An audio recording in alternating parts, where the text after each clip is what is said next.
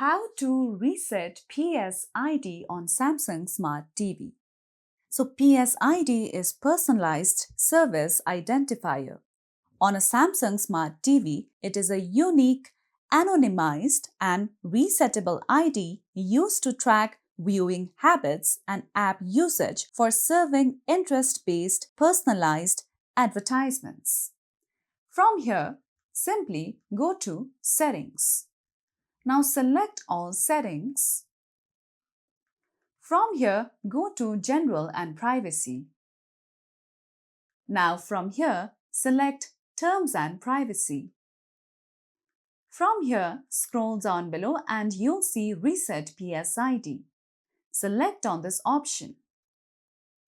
Now all you would have to do is select on the option of Reset, and that's how you would be able to reset your PSID on your Samsung Smart TV.